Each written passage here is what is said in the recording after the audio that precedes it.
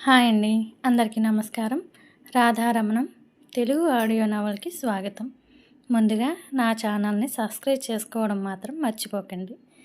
ఇక కథలోకి వెళ్తే, ఈ స్టోరీలో ఉన్న అన్ని పాత్రల్ని పరిచయం చేస్తూ వాళ్ళ మనస్తత్వాల గురించి చెబుతూ అన్నీ రాస్తూ ఉంటే కొంచెం లేగ్గా అనిపిస్తుంది. కానీ ముందుకి వెళ్ళే కొద్దీ చాలా ఇంట్రెస్ట్గా ఉండబోతుంది. ఓపిక చేసుకుని వినేయండి. ఇక కథలోకి వెళ్ళిపోదాం. రాక్షసుడి వలలో అందాల జాబిలమ్మ 32వ ఎపిసోడ్. ఇక్కడ కేశవ నారాయణ గారి ఇంటికి వెళ్ళడానికి ముందు అసలు ఏం జరిగిందో చూద్దాం. అందరూ టిఫిన్ చేస్తూ ఉంటారు. కేశవ దేవకి గారికి తినిపిస్తూ ఉంటారు. దేవకి గారు టిఫిన్ తింటూ, నాకు ఆ దోశ కావాలి కేశవ, నాకు ఇది వద్దు, ఆ ఇడ్లీ కావాలి అంటూ మారం చేస్తూ ఉన్న కేశవ చాలా ఓపికగా ఆవిడకి ఏది కావాలితే అది తినిపిస్తూ ఉంటాడు. అక్కడున్న వాళ్ళందరూ వాళ్ళిద్దరిని చూస్తూ ఉంటే ఒక తండ్రి బిడ్డకి తినిపిస్తున్నట్టు వాళ్ళకి అనిపిస్తూ ఉంటే కేశవ దేవకి గారి పట్ల ఎంత ఓపికగా ఉంటాడో, ఆవిడని ఎవరైనా బాధ పెట్టినా అంతే కఠినంగా శిక్ష వేస్తాడు. ఈలోగా కాలేజీకి వెళ్ళడానికి వచ్చి డైనింగ్ టేబుల్ దగ్గర కూర్చుని జానకమ్మ వడ్డిస్తూ ఉంటే తింటూ ఉంటారు కిరణ్, రుద్రాంశ్. కిరణ్ కేశవని చూస్తూ, ఏంటి బావా, ఈరోజు ఇంకా ఇంట్లోనే ఉన్నావు, ఈరోజు బయటికి వెళ్ళే పని లేదా అని టిఫిన్ తింటూ అడుగుతాడు కిరణ్. కేశవ కిరణ్ వైపు చూస్తూ వెళ్ళాలి అని ఒక ముక్కలో సమాధానం చెప్పి మళ్ళీ దేవకి గారికి తినిపిస్తూ ఉంటాడు. ఈలోగా చంద్రకాంత్, పరశురాం కూడా, వీరభద్రం కూడా వచ్చి అక్కడ కూర్చుని కేశవ ఉన్నాడని, ఏంటి కేశవ ఇంకా ఇంట్లోనే ఉన్నాడు, బయటకు వెళ్ళలేదా అనుకుంటూ కేశవని చూస్తూ కామ్గా ఏమీ మాట్లాడకుండా కూర్చుని తింటూ ఉంటారు. కేశవ వాళ్ళని ఒక కంట కనిపెడుతూనే ఉంటాడు. ఈలోగా అంకిత, చందన కూడా కాలేజీకి వెళ్ళడానికి రెడీ అయి వస్తారు. అక్కడ కేశవ ఉండేసరికి చందన డైరెక్ట్గా వంటగదిలోకి వెళ్ళిపోయి వంటగది దిమ్మ మీద కూర్చుని అక్కడున్న సుగుణ గారిని చూస్తూ, అత్త, నాకు పూరి కావాలి, చేసి పెట్టవా అని ప్రేమగా అడుగుతుంది. సుగుణ చందన చూస్తూ ఇడ్లీ ఉన్న ప్లేట్ని తనకిచ్చి తిను అని పెడుతుంది. అదేంటత్త, నేను పూరి అడిగితే ఇడ్లీ పెడుతున్నావు, నాకు ఇడ్లీ ఇష్టం ఉండదు, నాకు పూరి కావాలని అడుగుతుంది చందన. సుగుణ లోపలే మండిపోతూ, వీళ్ళ సొమ్మేదో ఇక్కడ దాచిపెట్టినట్టు ఆర్డర్ వేస్తుంది చూడు అనుకుంటూ పైకి మాత్రం నవ్వుని నటిస్తూ, నేను ఇదే చేశాను చందన, నువ్వు ఇదే తినాలి, ఈ ఒక్క రోజుకేగా, తినే అని చందన ప్లేట్ని తన చేతిలో పెడుతుంది. అంకిత అప్పుడే లోపలికి వచ్చి వసుధ గారిని చూస్తూ, అత్త, ఇవాళ ఏం టిఫిన్ చేశావు అంటూ ఆమెను పట్టుకుని గారంగా అడుగుతుంది. వసుధ, నా బంగారు తల్లి, ఏం కావాలో అడుగు, అది వండి పెడతానుగా అని చాలా ప్రేమగా ముద్దు చేస్తూ అంటారు. ఎందుకంటే అంకిత అంటే ఆవిడకి చాలా ప్రేమ. ఎందుకంటే త్వరలో అంకితకి కిరణ్కి పెళ్లి చేయబోతున్నారు. తనకి కాబోయే కోడలని బాగా అతి ప్రేమ చూపిస్తూ ఉంటుంది వసుధ. చందన టిఫిన్ తింటూ వాళ్ళిద్దరి ప్రేమను చూస్తూ, అబ్బో, చాలా ప్రేమ కారిపోతుందే ఇద్దరికి అని అంటుంది. అక్కడే ఉన్న సుగుణ గారు చందన వైపు చూస్తూ, నిన్నెవరు పట్టించుకోవట్లేదు అని నీకు జలస్గా ఉంది కదా అని చొరక వేస్తూ అంటుంది సుగుణ. ఏం కాదత్తా, నాకు నువ్వు ఉన్నావుగా ప్రేమగా చూసుకోవడానికి, అది చాలులే అని వాళ్ళత్తని పొగిడేస్తూ ఉంటుంది చందన. అవును చందన, అందుకే ప్రేమతో ఇంకో 2 ఇడ్లీలు వేసుకో అంటూ ఇడ్లీ వేసేసరికి మళ్ళీ ఇంకో ఇడ్లీనా, అవి తినడమే కష్టం అనుకుంటే అమ్మో అని అనుకుంటూ సూరుమంటూ తింటుంది చందన. సుగుణ, వసుధ చందన వైపు చూస్తూ ఇద్దరూ నవ్వుకుంటూ ఉంటారు. చందన వాళ్ళని కొరకొరమని చూస్తూ తింటూ ఉంటుంది. వసుధ చందనని చూస్తూ, చూసించాలేవే తిను అంటూ అంకిత ఇద్దరు కూడా టిఫిన్ ముగిస్తారు. ఇక్కడ డైనింగ్ టేబుల్ దగ్గర నిఖిత టిఫిన్ తింటూ, అన్నయ్య, నా స్నేహితురాల్ని మన ఇంటికి ఎప్పుడు తీసుకొస్తున్నావు అని అడుగుతుంది కేశవని. అక్కడున్న వాళ్ళందరూ ఎవరినే అని అడుగుతాడు కిరణ్. ప్రతాప్ గారు కూడా నిఖితని చూస్తూ ఎవరమ్మా అని అడగగా, కిరణ్, ఏ కోతి, ఎవరినే తీసుకురమ్మంటున్నావు అని అడుగుతుంటే, అదే బావా, నారాయణ గారి తమ్ముడు కూతురు ఉన్నది కదా శ్యామ, ఆ అమ్మాయిని అని అంటూ, తను చాలా మంచిది తెలుసా పెదనాన్న, తను నాకు చాలా బాగా నచ్చింది అంటూ మళ్ళీ శ్యామ జపం మొదలు పెడుతూ ఉంటే, వెనుక నుండి సుగుణ గారు వస్తూ తన నెత్తి మీద ఒక మొట్టికాయ మొట్టి, మొదలు పెట్టావా నీ శ్యామాజపం, దీనికి ఆ పిల్ల పిచ్చి పట్టుకుంది ఏంటల్లుడు, నిన్నటి నుండి ఒకటే నా బుర్ర తినేస్తుందనుకో, విసుగ్గా వడ్డిస్తూ, రాత్రి పడుకున్నావా లేదా అని అంటూ ఉంటుంది సుగుణ. ఎందుకమ్మా అలా కొడుతున్నావు, తనని ఒకసారి మన ఇంటికి తీసుకుని వస్తే మీరు కూడా తనని విడిచిపెట్టరు తెలుసా, అంత మంచి అమ్మాయి, బాగుంటుంది కదా అని చెబుతున్నా అంతేగా అని అంటుంది నిఖిత. చంద్రకాంత్ నిఖితని కోపంగా చూస్తూ, ఏంటి నిఖిత, నిన్న కలిసిన అమ్మాయి అంటే అంత ఇష్టం పెంచుకున్నావా అప్పుడే, ఎవరిని పడితే వాళ్ళని అలా ఇంటికి తీసుకుని వచ్చేస్తావా, తీసుకొచ్చే ముందు నన్ను అడగాలని తెలీదా నీకు, అలా నువ్వు నిర్ణయం తీసుకుంటే ఎలా, అలా లేని వాళ్ళని ఇంటికి తీసుకుని వచ్చేస్తే మన ఇల్లుని చూసి తనకి ఆశ కలుగుతుంది, ఈ ఇంటిలోనే ఉండిపోతే బాగున్ను అని కోరిక కలుగుతుంది. అందుకే ఎప్పుడు మన స్తోమకి తగ్గ వారితో స్నేహం చెయ్యాలి, అప్పుడు సమానంగా ఉంటుంది. అంతేగాని ఇలా లేని వాళ్ళతో స్నేహాలు చేస్తూ ఉంటే రేపు వాళ్ళకి అన్నీ కావాలని అనిపిస్తూ ఉంటుంది.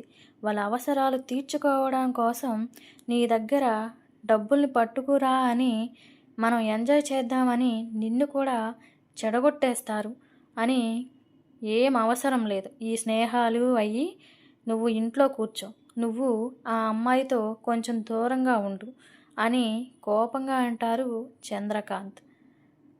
చంద్రకాంత్ అలా మాట్లాడుతుంటే అందరూ ఆయన వైపు కొంచెం కోపంగా చూస్తారు. నిఖిత తన తండ్రి అలా మాట్లాడుతుంటే తనకి నచ్చడం లేదు, అందుకే మొహం చిన్నబుచ్చుకుంటూ ఉంటుంది. కిరణ్ నిఖితని చూస్తూ, ఏంటి మావయ్య మీరు మాట్లాడేది, స్నేహానికి స్తోమత అంటున్నారు, స్నేహం చేయడానికి లేని వాళ్ళు ఉన్నవాళ్ళు అంటూ తేడా ఉంటుందా, మీరు ఇలా స్తోమత గురించి మాట్లాడటం నాకు అస్సలు నచ్చడం లేదు, నిఖితని దూరంగా ఉండమని చెప్పడం బాగోలేదు అని కిరణ్ కోపంగా చంద్రకాంత్ని చూస్తూ అంటారు. చంద్రకాంత్ కిరణ్ని ఏదో అందామని అనుకునేసరికి అక్కడ కేశవ తన వైపే కోపంగా చూస్తూ దేవకి గారికి మందులు వేస్తూ అలా చూస్తూ ఉండేసరికి చంద్రకాంత్కి చెమటలు పడుతూ ఉంటాయి. చంద్రకాంత్ ఆ చూపుకి భయపడుతూ, అమ్మో, నా మొగుడు ఇక్కడే ఉన్నాడుగా, ఆ విషయం నేను ఎలా మర్చిపోయాను, ఇలా మాట్లాడేశానేంటి అని తడబడుతూ, అబ్బే కేశవ, అదేం లేదు, అంటే ఆ అమ్మాయి గురించి మనకేమీ తెలియదు కదా, కలిసిన ఒక్కరోజే అయ్యింది కదా, ఎందుకు అంత స్నేహం అని అంటున్నా అంతే, ఇంకేమీ లేదు అని దీర్ఘాలు మాట్లాడకుండా తన టిఫిన్ తను తింటూ ఉంటాడు చంద్రకాంత్. ప్రతాప్ గారు కేశవని చూస్తూ చంద్రకాంత్ తోక ముడిచేసరికి ఆయన చిన్నగా నవ్వుకుంటూ ఉంటారు. వీడు కేశవ్ ఉండగానే ఇంత కుప్పిగంతులు వేస్తున్నాడు, ఎప్పుడో కేశవ్కి దొరికితే బాగా మడత పెట్టేస్తాడు అని తన మనసులోనే అనుకుంటూ చిన్నగా నవ్వుకుంటూ ఉంటారు ప్రతాప్ గారు. అక్కడ అందరి ఫీలింగ్ అదే. కిరణ్ నిఖిత వైపు చూస్తూ, సరిగా పెట్టవే నీ మూతిని, అసలే వంకర మూతి చూడలేకపోతున్నాను అంటూ తనని ఆట పట్టిస్తూ ఉంటే నిఖిత కిరణ్ని చూసి తిట్టుకుంటూ తన జబ్బ మీద కొడుతూ ఉంటుంది. సుగుణ ఆపవే అంటూ కసిరేసరికి శ్యామ చాలా తెలివైన అమ్మాయి అని పొగుడుతూ ఉంటారు ప్రతాప్ గారు. కిరణ్ ఆశ్చర్యంగా ప్రతాప్ గారి వైపు చూస్తూ, ఏంటి మావయ్య, శ్యామ గురించి మీకు తెలుసా? అంత ఇదిగా పొగుడుతున్నారు అని అడుగుతాడు కిరణ్. కేశవ అక్కడ మాట్లాడుతున్నదంతా అలానే అందరినీ చూస్తూ మొహం గంభీరంగా పెట్టుకొని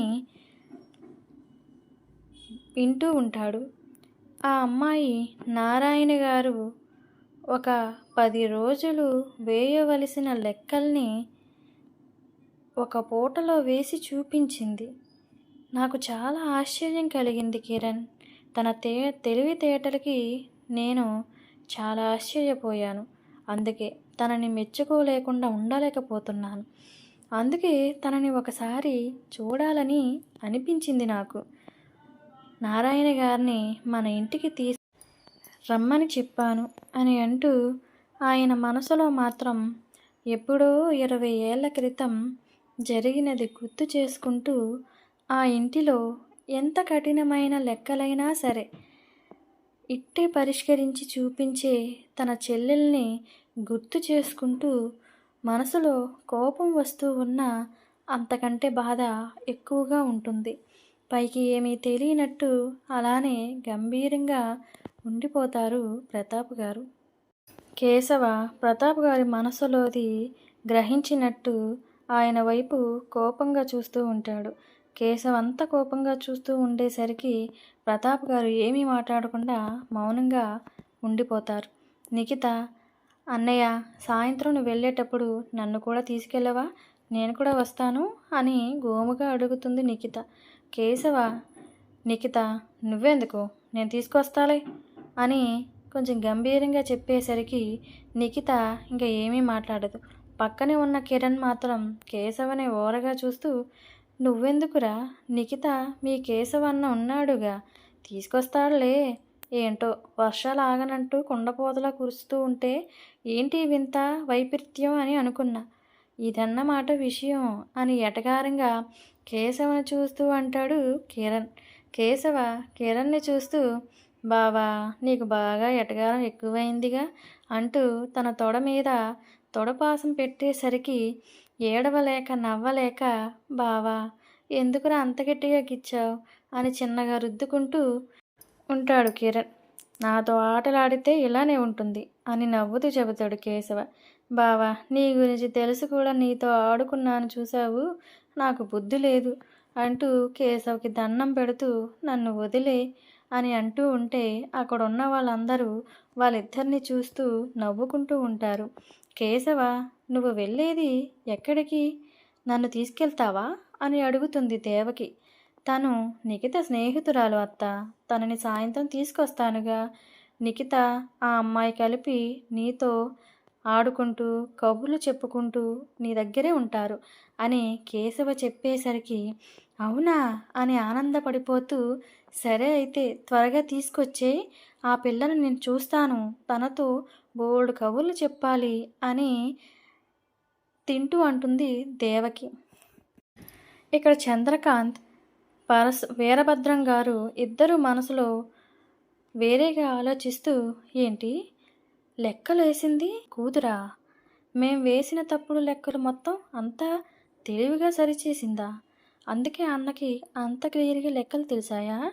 అసలు కేశవ ఆ లెక్కలు పట్టించుకోవడం అని అనుకున్నాను, కానీ ఆ లెక్కలు క్లియర్గా తెలిసిన అంత తెలివిగా వేసిన మూలాన కేశవ వరకు వెళ్ళింది అనుకుంటూ వాళ్ళిద్దరూ, ఆ పిల్ల చాలా తెలివైంది బావా, ఎలా ఉంటుందో ముందు చూడాలి, ఆ పిల్లని ఇంకొకసారి ఈ లెక్కలు అవి చూడకుండా మన పద్ధతిలో బాగా భయపెట్టి వదలాలి అని తమ మనసులోనే ఇద్దరు కళ్ళతోటే చెప్పుకుంటూ ఉంటారు. వాళ్ళు ఎన్ని అనుకున్నా కేశవ కన్ను మాత్రం వాళ్ళిద్దరి మీదే ఉంటుంది. వాళ్ళ మనసులో ఏమనుకుంటున్నారో ఇట్టే కనిపెట్టేస్తాడు కేశవ. అందుకే వాళ్ళ మనసులో గ్రహించినట్టుగా వాళ్ళ వైపే కోపంగా కళ్ళు చిన్నవి చేసి వాళ్ళ వైపే చూస్తూ ఉంటాడు కేశవ. వాళ్ళు కేశవని పట్టించుకోకుండా వాళ్ళ ధోరణులు వాళ్ళు ఆలోచించుకుంటూ ఉంటారు. కానీ వీరభద్రం మనసులో ఇంకా ఏదో ఆలోచిస్తూ, కేశవ ఆ పిల్ల మీద అంత ఇంట్రెస్ట్ ఎందుకు చూపిస్తున్నాడు? ఎప్పుడూ ఎవరిని తన బండి కాదు కదా! ఆడపిల్ల నీడ కూడా తన బండి మీద పడనిచ్చేవాడు కాదు. అలాంటిది ఆ పిల్లని తీసుకురావడానికి స్వయంగా కేశవ వెళ్తాను అంటుంటే ఏంటి దీనికి అర్థం? తనని ఏమైనా కేశవ ప్రేమిస్తున్నాడా అన్న ఆలోచన రాగానే, వామ్మో! ఇలా జరిగితే నా కూతురు గతేంటి? నా పరిస్థితి ఏంటి? అనుకుంటూ అక్కడ అందరూ ఉన్నారని మౌనంగా పడుతున్న చెమటను తుడుచుకుంటూ, లేదు, అలా జరగడానికి వీల్లేదు. కేశవ ఆ పిల్లని ఇష్టపడితే నేను నా కూతురు ఏమైపోవాలి? రోడ్డు మీద అడుక్కు తినాలి. అసలు ఆ పిల్లని ఈ ఇంటికి రానివ్వకూడదు. రానివ్వకుండా చేస్తే నాకు ఏ టెన్షన్ ఉండదు కదా అనుకుంటూ ముందు కేశవ కన్నా ముందు నేను నారాయణకు తెలియకుండా తన ఇంటికి వెళ్ళి ఆ పిల్ల కనిపిస్తే భయపెట్టి ఈ ఇంటికి రానివ్వకుండా చెయ్యాలి అని అనుకుంటూ ఏవో పిచ్చి పిచ్చి ఆలోచనలు చేస్తూ ఉంటాడు వీరభద్రం.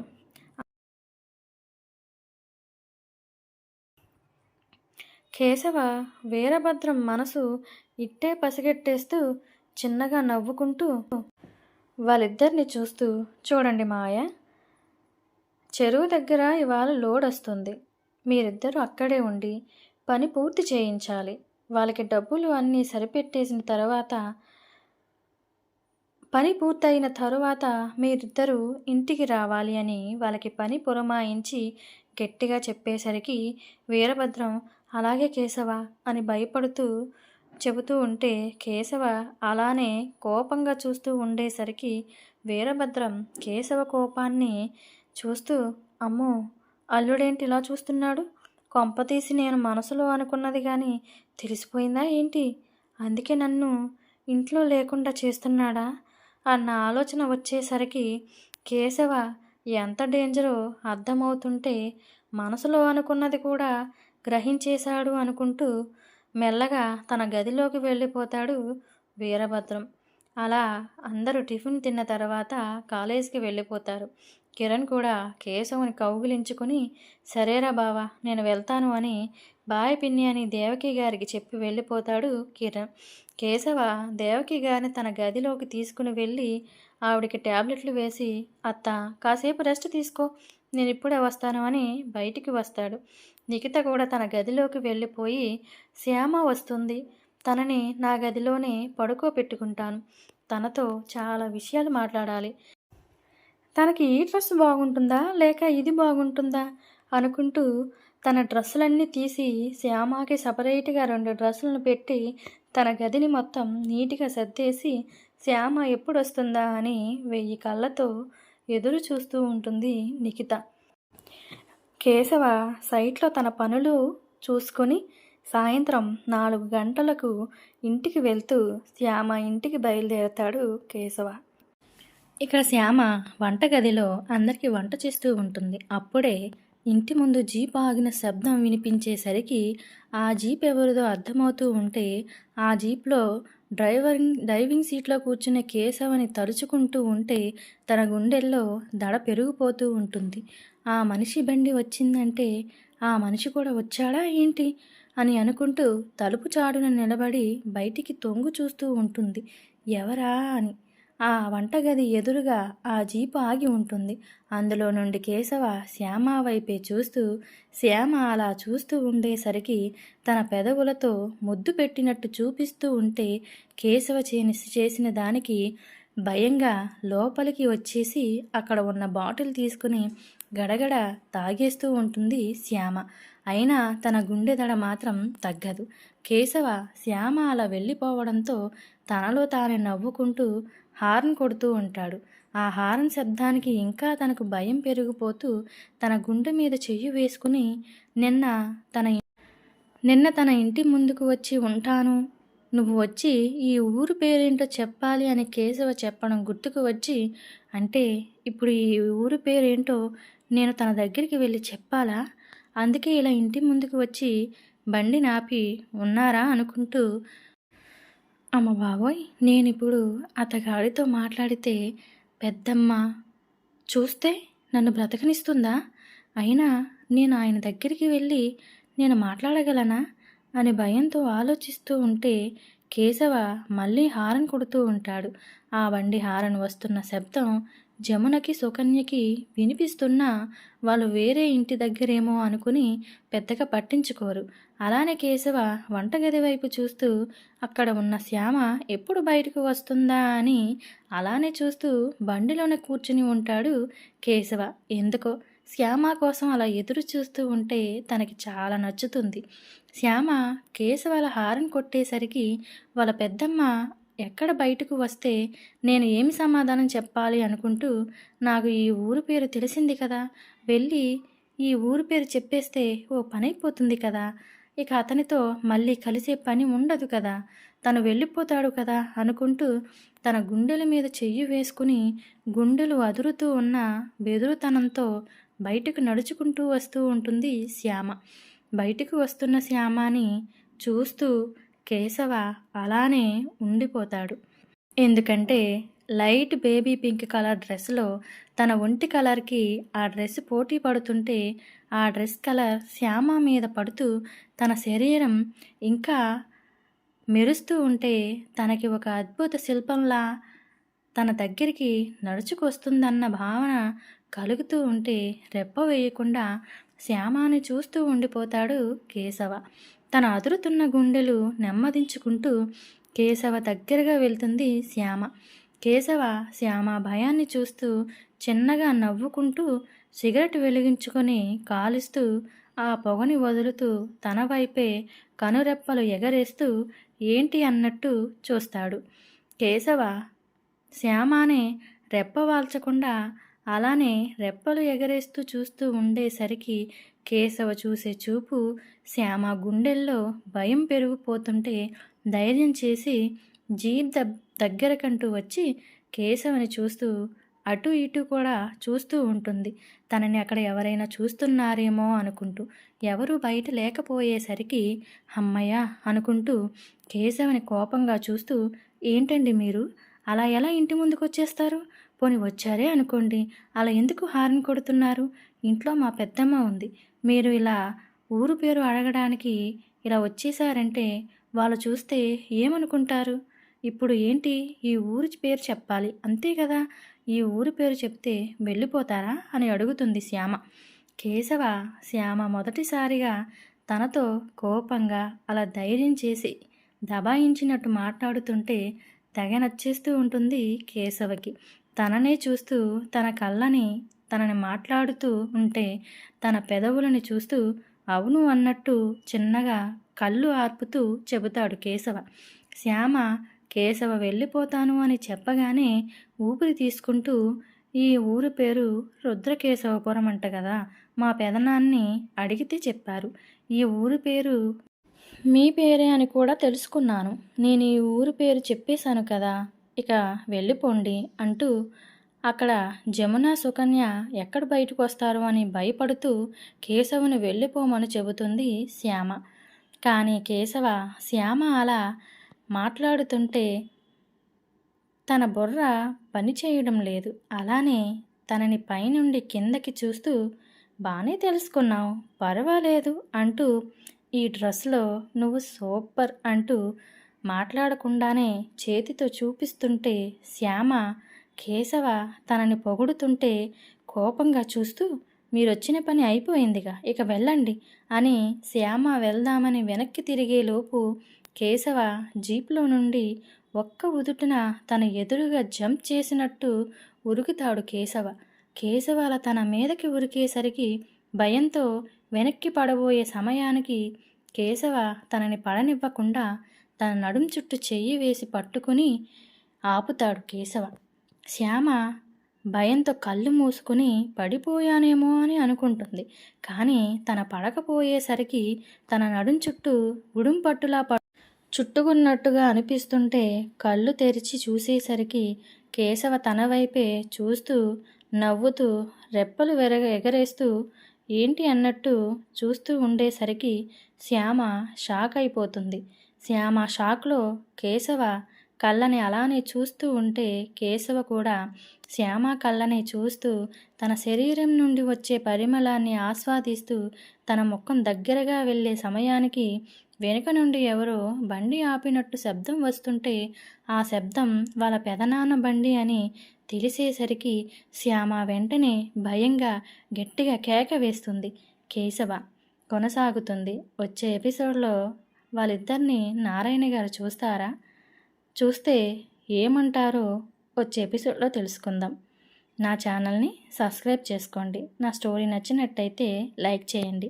కొంచెం ల్యాగ్గా ఉంటుంది, కాకపోతే ముందు ముందు ఎపిసోడ్లు చాలా ఇంట్రెస్టింగ్గా ఉంటాయి. ఓపిక చేసుకుని వినేయండి. నమస్తే.